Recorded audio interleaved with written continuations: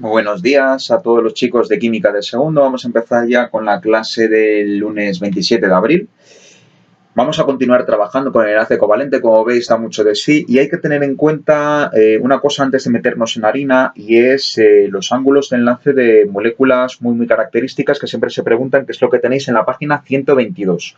Cuando estáis analizando la diferencia del ángulo de enlace entre la molécula de metano, amoníaco y agua, ya sabemos que en torno al átomo central, en los tres casos, van a existir 4 pares electrónicos, con lo cual la geometría electrónica sería exactamente igual. Cuando hablen de geometría electrónica, es lo que define la estructura de Lewis, sin más ni más.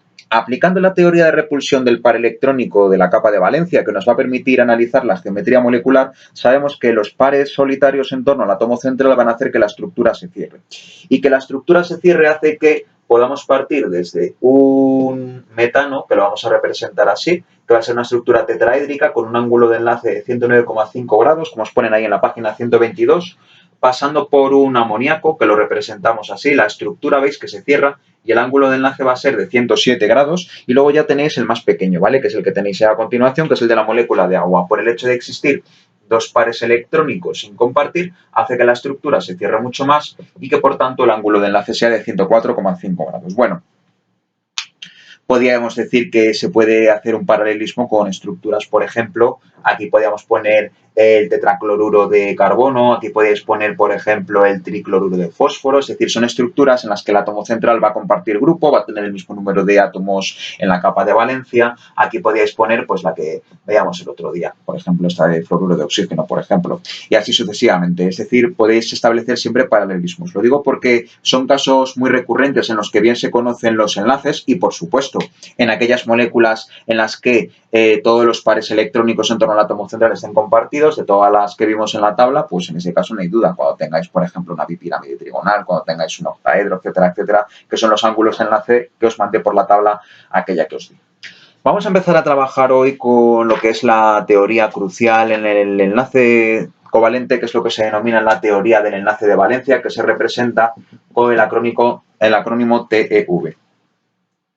Fijaos bien, cuando nosotros hemos analizado la geometría molecular, hemos analizado las estructuras de Lewis y nos hemos fijado en los electrones que van a quedar en torno al átomo central fundamentalmente y ver si son compartidos o si son solitarios. La teoría de repulsión del par electrónico como tal, lo único que hace es dar una geometría molecular. Cuando nosotros queremos profundizar un poquito más en lo que es el análisis del enlace covalente, tenemos que hablar de dos teorías, la teoría del enlace de valencia y la teoría de los orbitales moleculares. ¿Por qué? Porque es una estructura más es una explicación mucho más profunda en la que vamos a analizar qué es lo que pasa con la energía de los orbitales, energía y geometría orbital, es lo que queremos analizar ahí. Es decir, cuando analizamos en profundidad lo que es el enlace covalente, las dos teorías que funcionan y las que lo van a explicar bien va a ser la teoría del enlace de valencia y la teoría de los orbitales moleculares. Lo que nos hemos dado como teoría de repulsión del par electrónico de la capa de valencia simplemente es un modelo para analizar geometrías moleculares, para dar una explicación de los parámetros moleculares, fundamentalmente el ángulo de enlace, ¿de acuerdo?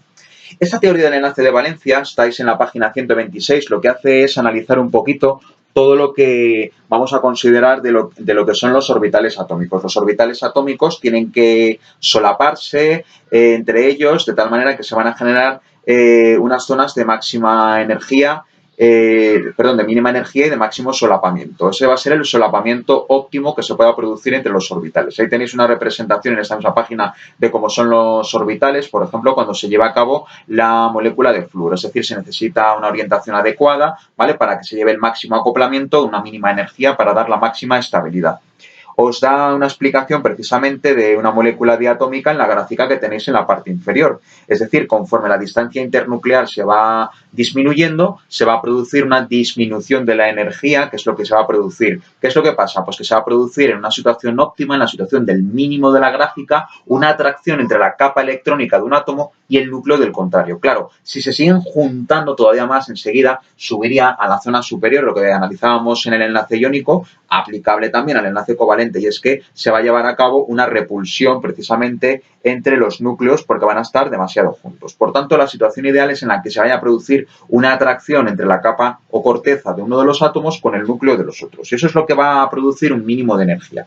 Un mínimo de energía implica atracción. Energía de atracción es negativa porque implica una atracción y por tanto esa es la situación ideal. Máximo solapamiento, mínima energía. Los enlaces sigma o pi son los que tenéis explicados en la página siguiente. Un enlace sigma es un enlace que implica un solapamiento frontal entre orbitales, frontal, y un solapamiento pi va a ser un solapamiento que va a ser lateral. ¿Qué quiere decir eso? Pues ahí lo tenéis muy bien especificado. Cuando nosotros hablamos de orbitales p y a partir de ahí todos los demás, no en orbitales s, pero sí en orbitales p, el solapamiento puede ser óptimo, como el que acabamos de ver en la molécula de flúor, cuando se da un solapamiento frontal. Solapamiento frontal implica la unión de los dos orbitales según como los tenéis ahí, es decir, los orbitales 2p y 2p del átomo de flúor.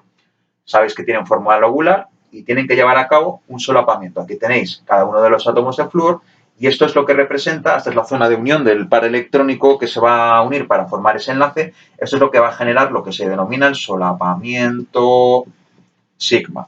Un solapamiento más débil, pues es el solapamiento que se va a dar lateral, ¿vale? Este es el frontal y el lateral va a ser el solapamiento entre dos átomos de lado. No va a ser tan fuerte, eso es lo que se denomina solapamiento pi. ¿Vale? Se puede producir, como no se sabe exactamente dónde se encuentra el electrón, se puede producir en la zona superior del lóbulo o en la zona inferior. Por eso se representa con un punteado, ¿vale? Porque ese punteado implica la zona de unión lateral de ambos lóbulos del orbital P y por tanto un solapamiento que va a ser un solapamiento pi que va a ser lateral.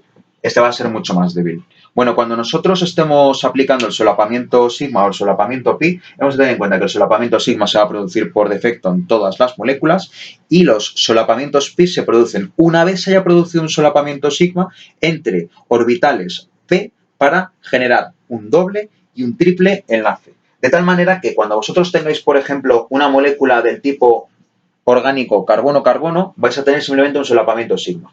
Cuando tengáis un enlace doble, vais a tener un solapamiento sigma y uno pi. Y el pi va a ser el segundo, ¿vale? Que siempre hemos hablado un poquito por encima, cuando hablábamos del tema orgánica decíamos, es un solapamiento lateral, es muy débil. Esos electrones que decíamos eran muy lábiles, se utiliza la palabra lábil porque no van a tener una localización exacta, como los electrones del benceno, de esos dobles enlaces, decíamos, no tienen posición fija porque se da una movilidad electrónica, forma resonante, que ya las hemos visto en todas las moléculas inorgánicas, no exclusivamente en moléculas inorgánicas, sino por supuesto en las moléculas orgánicas que van a hacer que dependa su reactividad de la movilidad de estos electrones, pi, que son estos que tenemos aquí arriba.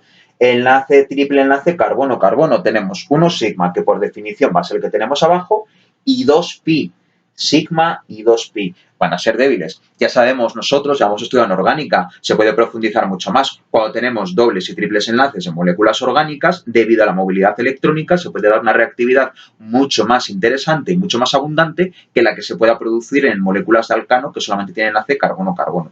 Y esto mismo que aplicamos aquí, lo podemos aplicar para una molécula de flúor, cuando tenemos un sigma, para una molécula de oxígeno, que ya sabemos que tiene un doble enlace, aquí ya sabéis que tenéis los pares sin compartir, que no valen para nada, en el nitrógeno, que ya sabemos esto, ¿vale? Que lo podemos pintar si preferís mejor así con los pares solitarios. Es decir, el triple enlace en moléculas orgánicas o inorgánicas se explicará con un solapamiento sigma y 2pi, y el doble enlace en una molécula orgánica, una molécula inorgánica como la de oxígeno, con uno sigma y uno pi. Los sencillos no tienen pérdida. Evidentemente, diréis, ¿y qué pasa con los orbitales S? Pues los orbitales S son esféricos, de una forma esférica, con lo cual solo pueden dar un solapamiento frontal sigma.